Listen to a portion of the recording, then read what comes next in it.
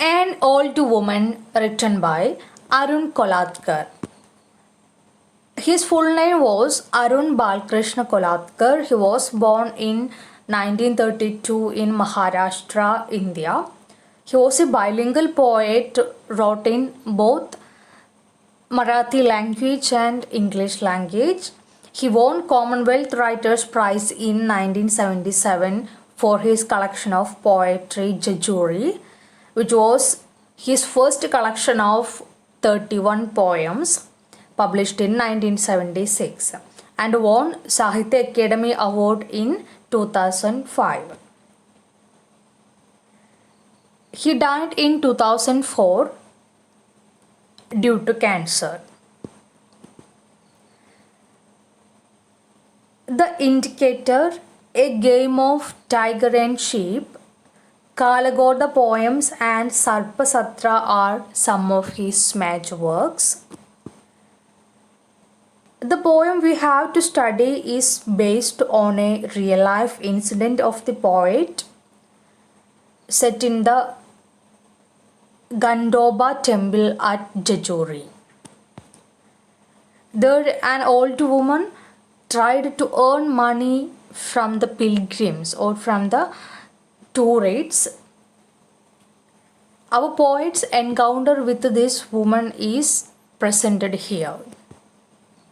Let's start. An Old Woman by Arun Kolatkar. An old woman എന്ന ഈ title വായിക്കുമ്പോൾ നമ്മുടെ മനസ്സിലോട്ട് സിമ്പതിയും അഫെക്ഷനൊക്കെയാണ് വരുന്നത് അല്ലേ.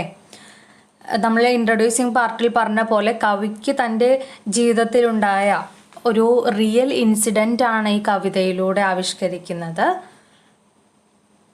ജജൂരി എന്ന സ്ഥലത്ത് ഗഡോംബ ടെമ്പിളിൽ അദ്ദേഹം വിസിറ്റ് ചെയ്ത സമയത്ത് ഒരു വൃദ്ധയുമായി ഉണ്ടായ എക്സ്പീരിയൻസ് ആണ് റീഡേഴ്സുമായിട്ട് ഷെയർ ചെയ്യുന്നത്.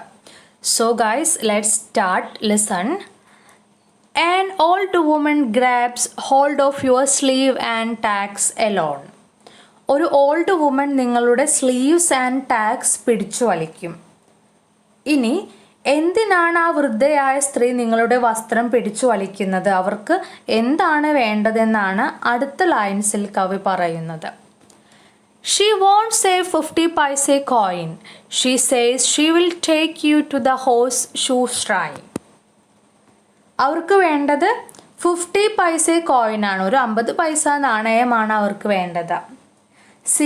നമ്മൾ ബസ് സ്റ്റാൻഡിൽ നിൽക്കുന്ന സമയത്ത് അല്ലെങ്കിൽ ബസ് സ്റ്റാർട്ട് ചെയ്യുന്നത് വെയിറ്റ് ചെയ്തുകൊണ്ട് ബസ്സിലിരിക്കുന്ന സമയത്ത്, അതുമല്ലെങ്കിൽ മറ്റ് ചില സ്ഥലങ്ങളിലൊക്കെ പോകുമ്പോൾ ചില ആളുകൾ നമുക്ക് അരികെ വന്നിട്ട് പണത്തിന് വേണ്ടി ബെഗ് ചെയ്യാറുണ്ട്. നമ്മൾ എത്ര മൈൻഡ് ചെയ്തിട്ടില്ലെങ്കിലും അവർ ആ പണം കിട്ടുന്നത് വരെ നമ്മളിങ്ങനെ ശല്യം ചെയ്തുകൊണ്ടേയിരിക്കും. ഇത്തരത്തിലുള്ള അനുഭവങ്ങൾ നിങ്ങൾക്കും ഉണ്ടായിട്ടുണ്ടായിരിക്കാം. ഇവിടെ 50 പൈസയ്ക്ക് വേണ്ടിയിട്ട് വസ്ത്രം പിടിച്ചു വലിക്കുന്ന ഒരു വൃദ്ധ എന്ന് പറയുമ്പോഴും നിങ്ങളുടെ മനസ്സിലോട്ട് വന്നത് ഈ ഒരു എക്സ്പീരിയൻസ് ആയിരിക്കും അല്ലേ. പക്ഷേ നമ്മുടെ കവിതയിലെ വൃദ്ധ വെറുതെ ബെഗ് ചെയ്യുകയല്ല ചെയ്യുന്നത്, യാചിക്കുകയല്ല ചെയ്യുന്നത്, മറിച്ച് ആ 50 പൈസയ്ക്കുള്ള ഒരു ജോലി ചെയ്തു കൊടുക്കാൻ തയ്യാറായാണ് അവർ പിന്നാലെ കൂടിയിരിക്കുന്നത്. കേവലം ഒരു ബെഗ്ഗറല്ല, മറിച്ച് ജോലിയിലൂടെ തനിക്ക് ആവശ്യമായ വരുമാനം നേടിയെടുക്കാനാണ് ആ ഓൾഡ് വുമൺ ശ്രമിക്കുന്നത്. So to get a 50 paisa coin she offers a service. എന്തായിരുന്നു ആ service? She will take the poet to the horseshoe shrine. It's a temple. horseshoe shrine എന്ന ടെമ്പിൾ കാണിച്ചു തരാം, അതിൻ്റെ കൂലിയായി തനിക്ക് 50 പൈസ തന്നാൽ മതി എന്നാണ് ഈ ഓൾഡ് വുമൺ പറയുന്നത്.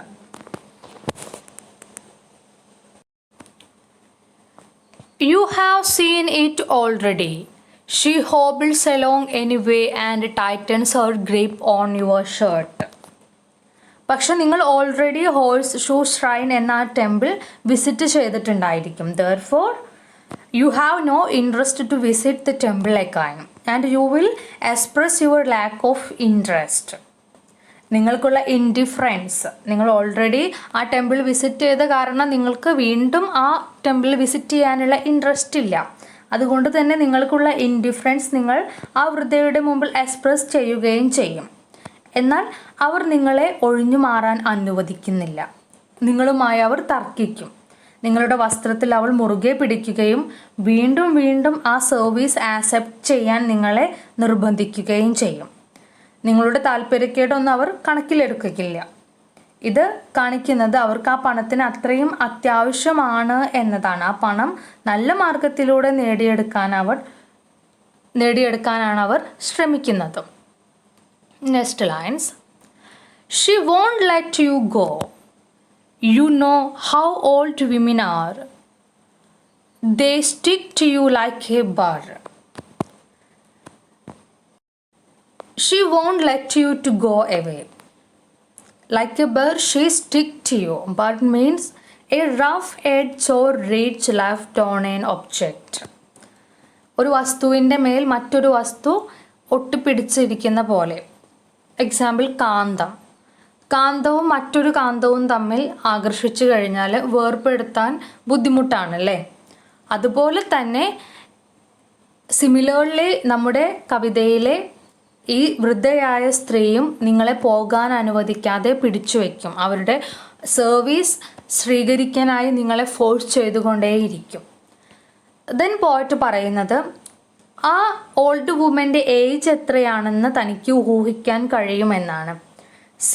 നമ്മുടെ കുടുംബത്തിൽ അപ്പൂപ്പന്മാരെയും അമ്മൂമ്മമാരെയും ജോലിക്കൊന്നും വിടാതെ ഇനി അവർ പുറത്തു പോകുകയാണെങ്കിലും അവരെ അക്കമ്പനി ചെയ്ത് അവർക്ക് വേണ്ട പരിചരണങ്ങളെല്ലാം നൽകി വയസ്സാവരെ നമ്മൾ വളരെ കെയർ ചെയ്തോട്ടാണ് നമ്മൾ പരിചരിക്കുന്നത്, അവരെ നോക്കുന്നത്.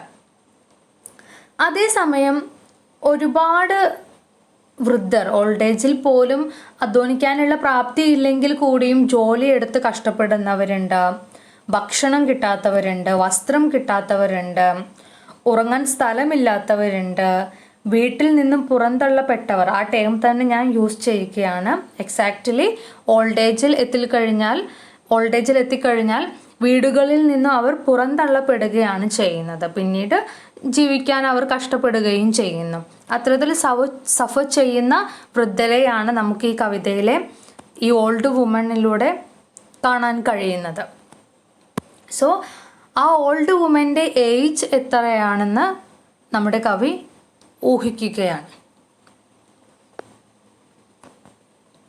You turn around and face her with an air of finality. You want to end the farce. The old woman നിങ്ങളെ പിടിവിടാതെ നിർബന്ധിക്കുന്നുണ്ട്. അവരുടെ സർവീസ് ഏറ്റെടുക്കാനായി നിങ്ങളെ ഫോഴ്സ് ചെയ്യുന്നുണ്ട്. അങ്ങനെ ഫോഴ്സ് ചെയ്യുന്നത് നിങ്ങൾക്ക് അവസാനിപ്പിക്കണമായിരുന്നു. സോ നിങ്ങൾ തിരിഞ്ഞു നിന്ന് അവരെ അഭിമുഖീകരിക്കുകയും എന്നിട്ട് പൂർണ്ണമായും നിങ്ങൾ അവരെ റിജക്റ്റ് ചെയ്യുകയും ചെയ്യും. ഇത്രയും ലൈൻസിൽ പോയറ്റിന് നമ്മൾ already said that it is about a real incident in our poet's life. എന്നിരുന്നാൽ കൂടിയും ഞാൻ, എൻ്റെ തുടങ്ങിയിട്ടുള്ള പേഴ്സണൽ പ്രൊനൗൺസ് ഉപയോഗിക്കുന്നതിന് പകരം യു എന്നാണ് കവി അഡ്രസ് ചെയ്യുന്നത്. കാരണം ഒരു വൃദ്ധ കവിതയിൽ ചിത്രീകരിച്ച പോലൊരു പെതറ്റിക് കണ്ടീഷനിൽ എത്തുന്നുണ്ടെങ്കിൽ അതിൻ്റെ റെസ്പോൺസിബിലിറ്റി ഒരു സമൂഹത്തിനാണ്. ഓരോ സിറ്റിസണും അതിൽ കുറ്റക്കാരാണ്. വൃദ്ധരായ മാതാപിതാക്കളുടെ അല്ലെങ്കിൽ വൃദ്ധരായിട്ടുള്ള ആളുകളുടെ സുരക്ഷിതത്വം, അവർക്ക് കരുതൽ നൽകേണ്ടത് നമ്മുടെ കടമയാണ്. അത് നമ്മൾ നിറവേറ്റാത്തത് കൊണ്ടാണ് നമുക്ക് റോഡിലും വഴിയരികിലും മറ്റു സ്ഥലങ്ങളിലുമൊക്കെ വൃദ്ധരെ ഇത്തരത്തിൽ കാണേണ്ടി വരുന്നത്. ഈ ഒരു ബോധ്യം നമ്മുടെ കവിയിലും ഉണ്ടാകുകയാണ്. That is why his attitude towards her changed then. ആദ്യത്തെ ഈ ലൈൻസിൽ പോയറ്റിന് ദ ഓൾഡ് വുമണിനോടുള്ള റിജക്ഷൻ ആണ് കാണാൻ കഴിയുന്നത്. എന്നാൽ ഇനിയുള്ള വരികളിൽ ആ റിജക്റ്റിംഗ് ആറ്റിറ്റ്യൂഡ് ചേഞ്ച് ചെയ്യുന്നുണ്ട്. നോക്കാം. When you hear her say, what else can an old woman do on hills as wretched as these? ആ വൃദ്ധ നിങ്ങളോടൊരു ചോദ്യം ഉന്നയിക്കും. എന്താണ് ആ ചോദ്യം? What else can an old woman do on hills as wretched as these? ഇത്തരത്തിലൊരു സ്ഥലത്ത് wretched ആയിട്ടുള്ള ഒരു ഹില്ലിൽ തന്നെ പോലെ വൃദ്ധയായ ഒരു സ്ത്രീ മറ്റെന്ത് ജോലി എടുത്താണ് ജീവിക്കുക എന്നാണ് അവർ ചോദിക്കുന്നത്. And this is the only thing she can able to do as a woman in old age to earn money. These words strikes our poet.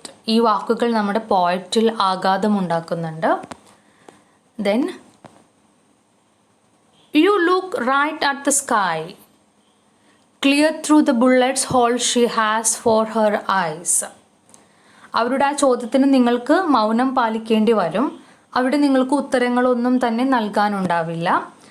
ആദ്യം ശല്യമായി തോന്നിയ ആ സ്ത്രീ നിങ്ങളെ ഇവിടെ മുതൽ ചിന്തിക്കാൻ പ്രേരിപ്പിക്കുന്നു.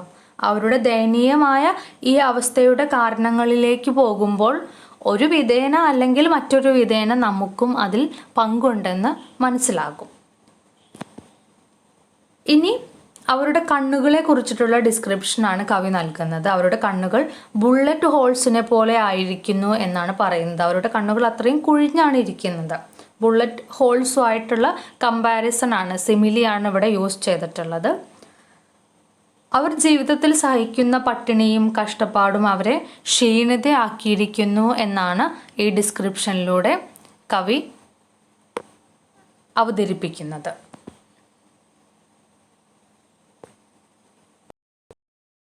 So next lines. As you look on the cracks that begin around her eyes spread beyond her skin, and the hills crack, and the temples crack, and the sky falls with a plate glass clattered around the shatterproof throne who stands alone. And you are reduced to so much small change in her hand. പിന്നീട് കവി എന്താ പറയുന്നത്? അവരുടെ കണ്ണുകൾക്ക് ചുറ്റുമുണ്ടായിരുന്ന cracks, ആ വിള്ളലുകൾ അവരുടെ ശരീരത്തിന് പുറത്തേക്ക് വ്യാപിക്കുകയാണ്. മുമ്പുള്ള ലൈൻസിൽ പറഞ്ഞു അവരുടെ കണ്ണുകൾ കുഴിഞ്ഞാണ് ഇരിക്കുന്നത്. അവരുടെ കണ്ണുകൾക്ക് ചുറ്റും എന്താണ്? വിള്ളലുകൾ വന്നിട്ടുണ്ട്. ഇതെല്ലാം കാണിക്കുന്നത് അവരുടെ പോവേർട്ടി, ഹോംലെസ്നെസ് കാരണം അവരുടെ സഫറിങ്സ്, ഇതെല്ലാമാണ് അവർ നേരിടുന്ന കഷ്ടപ്പാടുകളുടെ ഇൻറ്റൻസിറ്റിയാണ് അവരുടെ ഈ ഒരു കണ്ണിന് ചുറ്റുമുള്ള വിള്ളലുകളും കുഴിഞ്ഞിരിക്കുന്ന കണ്ണുമെല്ലാം സൂചിപ്പിക്കുന്നത്. ഓക്കെ, അപ്പോൾ അവരുടെ കണ്ണിന് ചുറ്റുമുള്ള ഈ വിള്ളലുകൾ അവരുടെ ശരീരത്തിന് പുറത്തേക്ക് വ്യാപിക്കുകയാണ്. അത് അവിടെ ഉണ്ടായിരുന്ന ഹില്ലിനെയും അതുപോലെ തന്നെ ടെമ്പിളിലും ഹില്ലിലും അത് വിള്ളലുകൾ സൃഷ്ടിക്കുന്നുണ്ട്. അതോടൊപ്പം ആകാശവും ഒരു പ്ലേറ്റ് ഗ്ലാസ് തകർന്നു ഉടയുന്ന പോലെ വലിയൊരു ശബ്ദത്തോടെ തകർന്നു വീഴുകയാണ് ചെയ്യുന്നത്. എന്നാൽ ഈ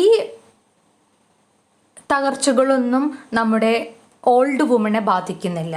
ആ തകർച്ചകൾക്കിടയിലും അവർ ഒറ്റയ്ക്ക് നിലം പതിക്കാതെ സർവൈവ് ചെയ്യുന്നു. അതായത് അറ്റ്മോസ്ഫിയറിൽ ഒരു സഡൻ ചേഞ്ച് ഉണ്ടാകുന്നു, എല്ലാം തകർന്നു വീഴുന്നു.